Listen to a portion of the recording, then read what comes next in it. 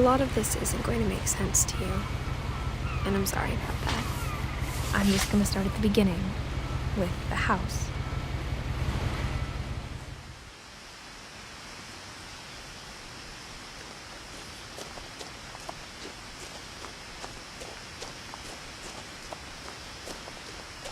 I lived here until I was 11, but I wasn't allowed inside half the rooms.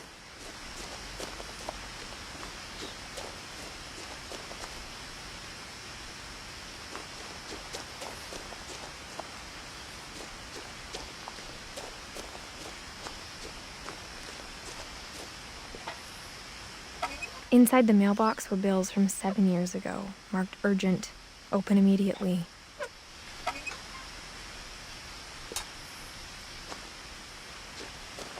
I hadn't been back since my brother Lewis's funeral.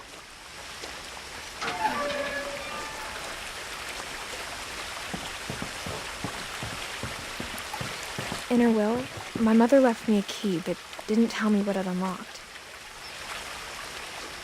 Maybe she thought I'd know, or she thought that the mystery would be enough to bring me back.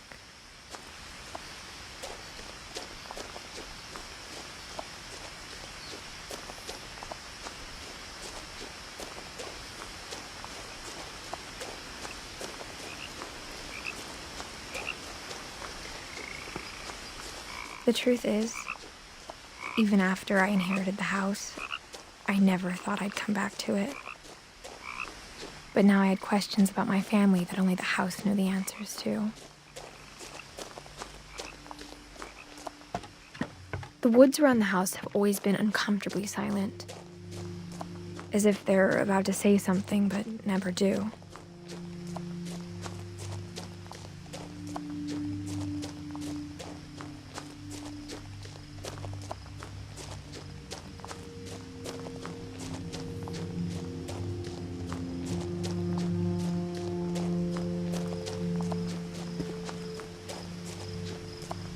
The house was exactly like I remembered it, the way I'd been dreaming about it.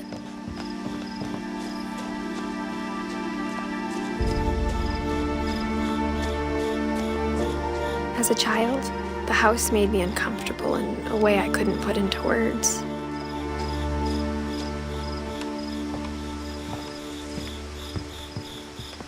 Now, as a 17-year-old, I knew exactly what those words were. I was afraid of the house.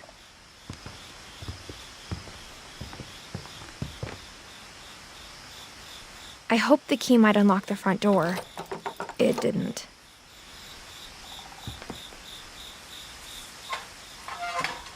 Looking in, I felt like the house itself had been waiting for me.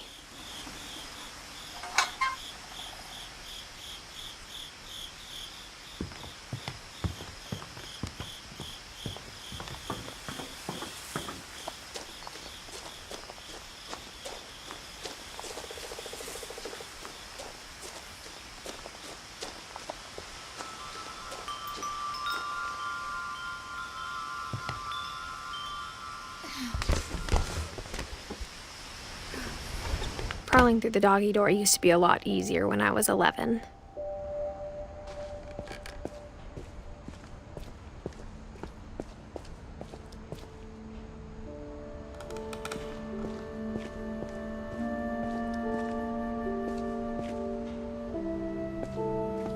For the first time in years,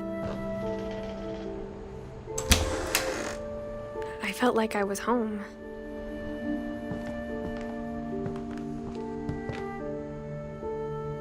But instead of a family, there were just memories of one.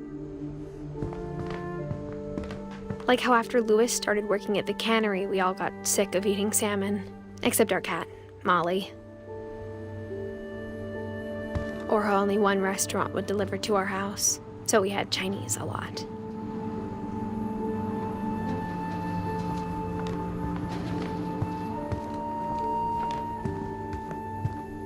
The table was still a wreck from the night we left.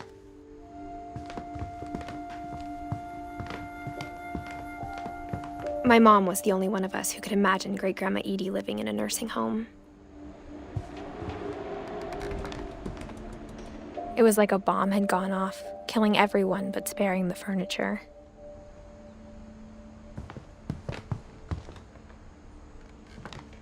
Nothing in the house looked abnormal. There was just too much of it, like a smile with too many teeth.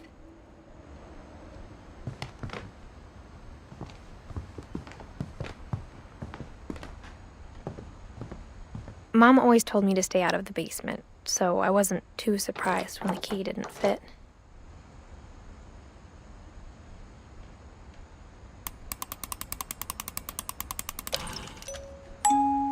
Great-Grandpa Sven built a music box for Barbara, along with the rest of the house.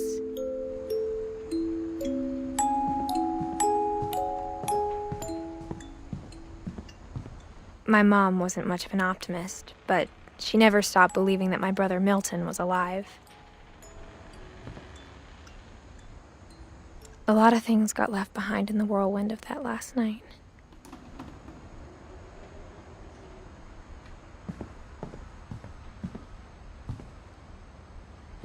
After Milton disappeared, Mom sealed up all the bedrooms.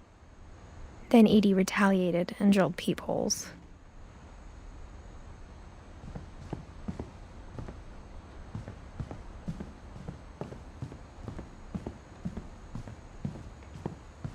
Whenever people ask me about my family, the first thing they always want to know about is Barbara. Edie's father, Odin, built the original house.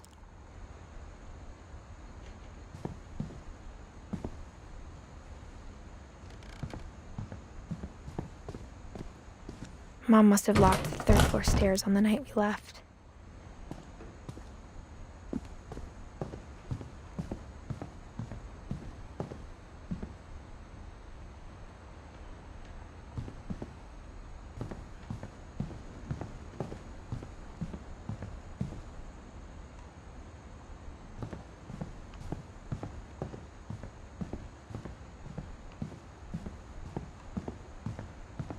I spent a lot of time playing in Great Uncle Walter's room.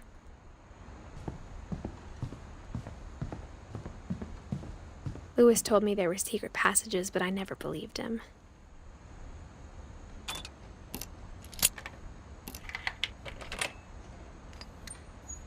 Turns out, my mom was really good at keeping secrets.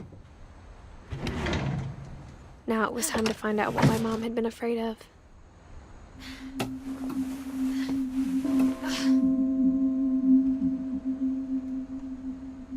Reading this, maybe it sounds like I had a plan, but I had no idea what was behind that door.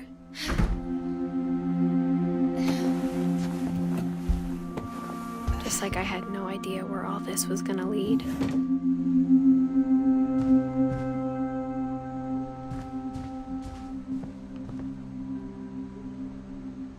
I got the sense Edie had spent a lot of time here, before my mom sealed the doors.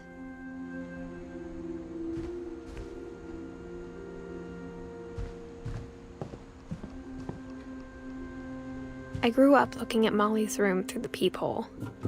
Molly's gerbil had a tiny bedroom with its own even tinier gerbil cage.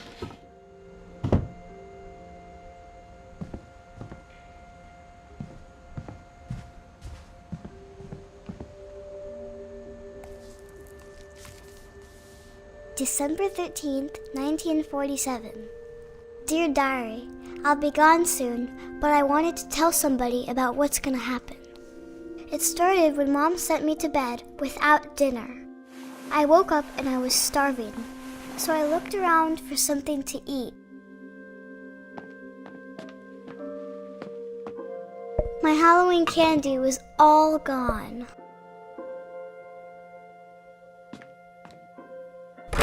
Mom, can I come out now?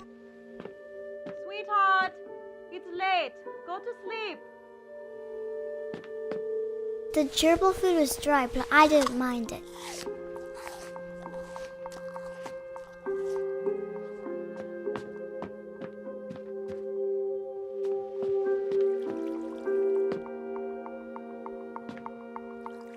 I thought about eating Christopher, but I held back.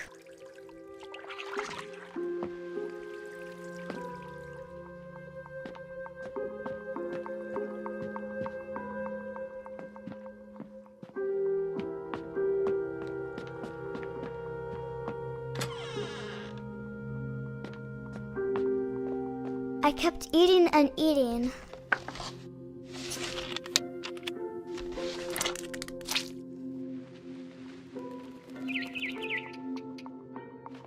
I ate a lot of things that night.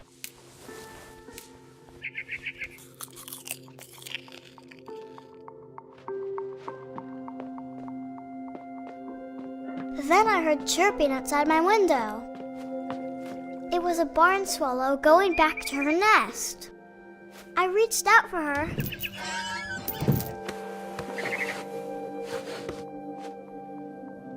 And suddenly,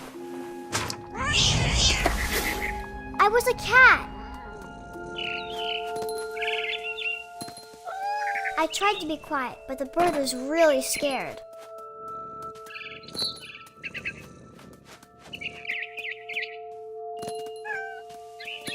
Mom and Dad didn't even look at me.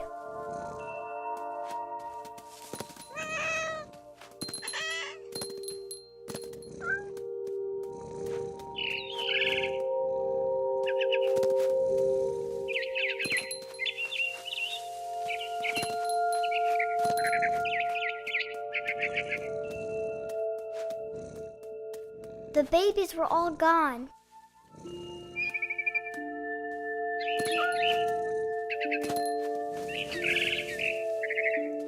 I jumped and I almost got her.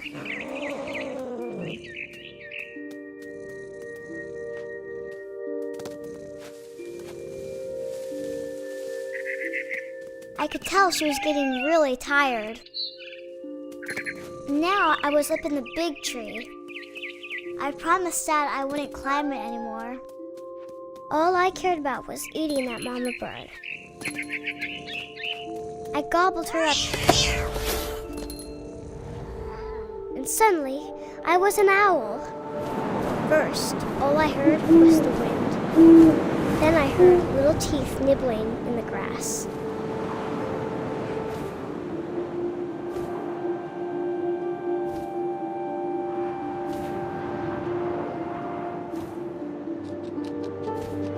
Rabbits.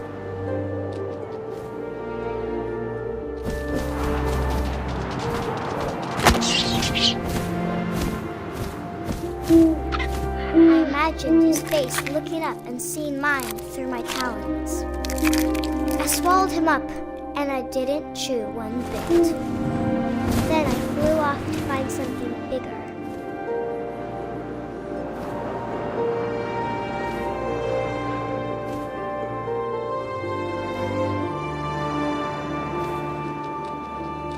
A mama rabbit.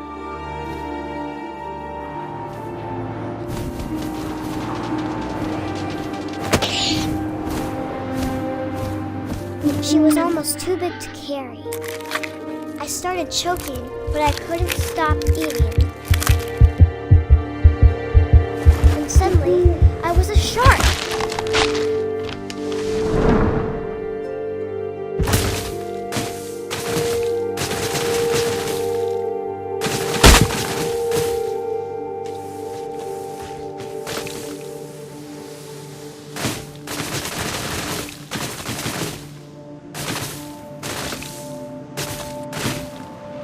I rolled off a cliff and into the ocean.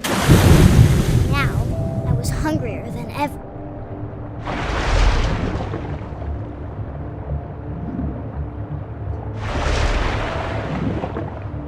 I wanted fat, juicy seals.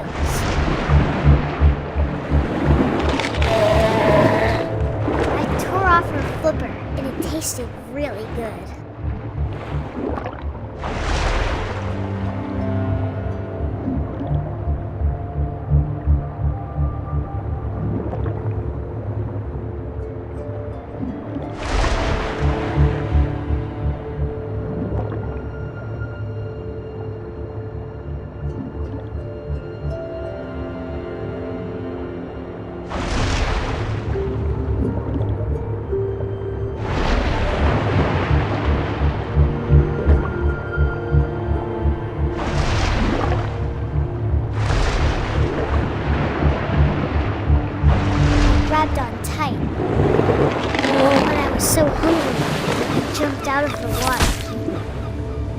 opened my eyes, everything had changed.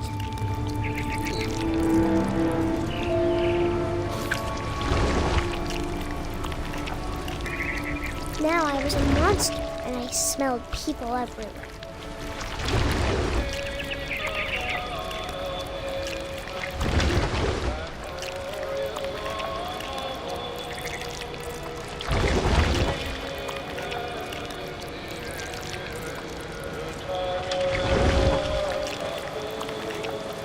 I was big, but I moved real quiet.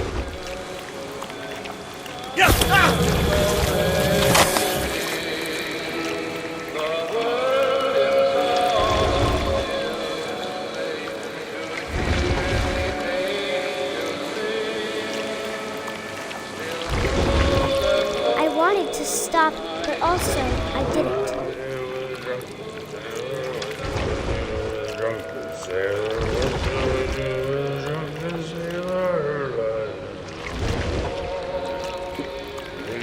Belly with a rusty, his belly with a rusty.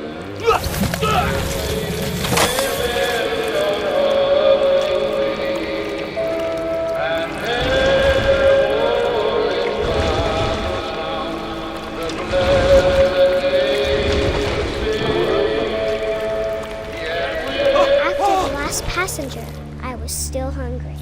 And across the water, I smelled something new. Something I had to have, so I swam towards it.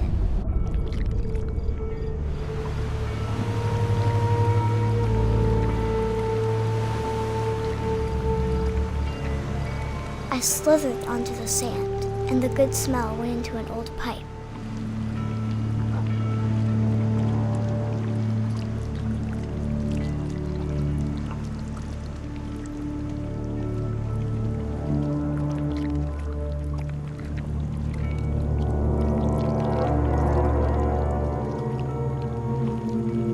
I got closer and closer.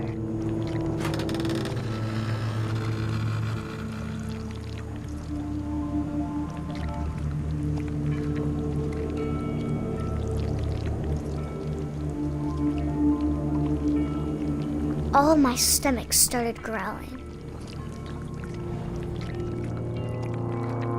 And suddenly, I was me again. I held my breath for a long time, but I couldn't hear anything. I think it's waiting for me to fall asleep. But it's not going to wait much longer. It needs to feed, and we both know I will be delicious.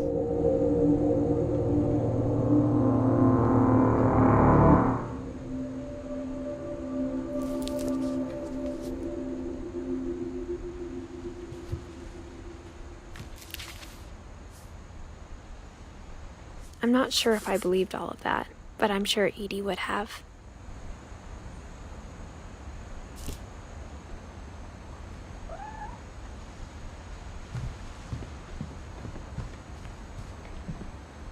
I can't describe it, but I felt like some part of Molly was still here.